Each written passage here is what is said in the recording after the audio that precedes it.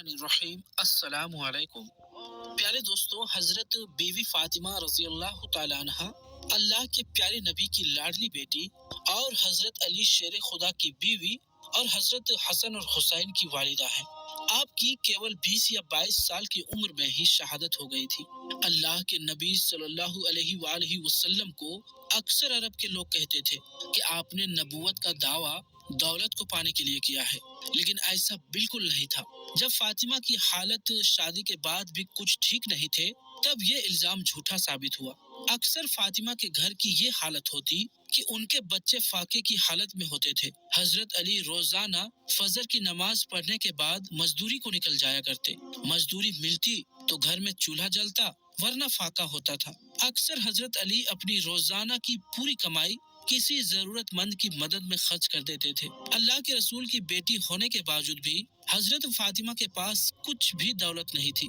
حضرت فاطمہ کا نور اور سادگی شاید ہی دنیا میں کسی اور عورت کے پاس میں ہو۔ وہ گھر میں چکی پیسنے سے لے کر جھاڑو، برتن اور بچوں کے پرورش سب کام خود اپنے ہی ہاتھوں سے کیا کرتی تھی۔ حضرت علی کے گھر میں بستر کے نام پر اونٹ کی ایک سوکھی کھال تھی، جس پر ان کا اونٹ دن میں چارہ کھاتا اور رات میں وہی کھال سونے کے کام میں آتی تھی۔ اس طرح کی زندگی ہونے کے باوجود بھی حضرت فاطمہ نے اپنے شوہر سے کبھی کوئی شکایت نہیں کی اور نہ ہی کبھی کوئی فرمائش کی۔ تاریخ گواہ ہے کہ حضرت علی اور بیوی فاطمہ کا جوڑا مثالی رہا ہے۔ حضرت فاطمہ نے کبھی بھی اپنے شوہر کی خدمت گزاری میں کوئی کسر باقی نہ رکھی۔ اللہ کے پیارے نبی صلی اللہ علیہ وآلہ وسلم بھی اپنے لاڈلی بیٹی کو ہمیشہ یہی نصیحت فرمایا کرتے تھے کہ بیٹی، عورت کا سب سے بڑا اخلاقی فریضہ شوہر کی خدمت گزاری اور فرما برداری ہے۔ آپ صلی اللہ علیہ وآلہ وسلم نے اپنے داماد حضرت علی سے بھی یہی کہا کہ آپ مجھے بہت عزیز ہو، فاطمہ بھی مجھے بہت عزیز ہے، ہمیشہ میری بیٹی فاطمہ کے ساتھ میں اچھا برتاؤ کرنا۔ پیارے دوستو، ایک مرتبہ اللہ کے پیارے نبی اپنے لاڈلی بیٹی حضرت فاطمہ کو لانے اس کے سسرال تشریف لے گئے۔ اس وقت حضرت علی گھر پر موجود نہیں تھے۔ یہ دیکھ کر حضرت بیوی فاطمہ نے اللہ کے نبی سے یعنی کہ اپنے ابا حضور سے جو کچھ کہا، اس کو سن کر آپ بھی حیران و پریشان ہو جاؤ گے۔ اسی لیے آج کی ویڈیو آپ کے لیے بہت ہی خاص ہے، اور خاص کر کے ایسی عورتیں اس ویڈیو کو آخر تک ضرور دیکھیں جو بار بار اپنے سسرال سے مائکے آ جاتی ہے۔ انشاءاللہ ایسی عورتوں کی زندگی بدل جائے گی۔ دوستو، آج جو واقعہ ہم آپ کو بتانے والے ہیں، یہ واقعہ حضرت فاطمہ رضی اللہ تعالی عنہ کی شادی کے 3 دن بعد کا ہے۔ حضرت بی بی فاطمہ رضی اللہ تعالی عنہ کی شادی کے 3 دن کے بعد میں اللہ کے پیارے نبی حضرت محمد مصطفیٰ صلی اللہ علیہ وآلہ وسلم اپنے لاڈلی اور پیاری بیٹی کو لانے کے لیے فاطمہ کے سسرال گئے، یعنی کہ حضرت علی کے گھر تشریف لے گئے، اور آپ نے اپنی پیاری بیٹی فاطمہ کو آزمانے کے لیے ارشاد فرمایا کہ بیٹی فاطمہ، میں تمہیں لینے کے لیے آیا ہوں، گھر چلیں۔ تو یہ سن کر حضرت فاطمہ اپنے والد محترم سے عرض کرنے لگی کہ یا رسول اللہ صلی اللہ علیہ وآلہ وسلم، آپ میرے والد بھی ہیں اور اللہ کے نبی بھی ہیں، میری کوئی ضرورت نہیں کہ میں آپ کو انکار کروں، لیکن ابا حضور، میں نے آپ ہی سے سنا ہے کہ شوہر کی اجازت کے بغیر کبھی بھی گھر سے مت نکلنا۔ ابھی میرے شوہر گھر پر نہیں ہیں، اگر اجازت دو تو میں اپنے شوہر حضرت علی کا انتظار کر لوں۔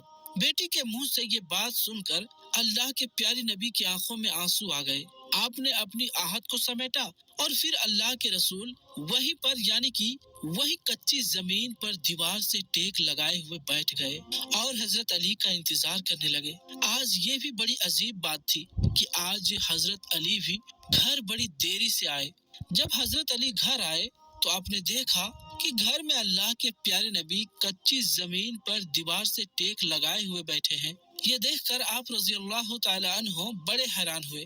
اتنے میں اللہ کے پیارے نبی حضرت محمد مصطفیٰ صلی اللہ علیہ وآلہ وسلم نے اپنے داماد حضرت علی سے پوچھا، اے علی، اگر اجازت دو تو میں اپنی بیٹی فاطمہ کو گھر لے جاؤں۔ یہ سن کر حضرت علی پھوٹ پھوٹ کر رونے لگے اور عرض کرنے لگے، یا رسول اللہ صلی اللہ علیہ وآلہ وسلم، میرا رنگ روپ کچھ بھی نہیں، میری آج جتنی بھی عزت ہے وہ سب آپ کے قدموں کی برکت سے ہے۔ یا رسول اللہ صلی اللہ علیہ وآلہ وسلم، پھر میں آپ کو کیسے اجازت دوں؟ یہ کیسے ہو سکتا ہے؟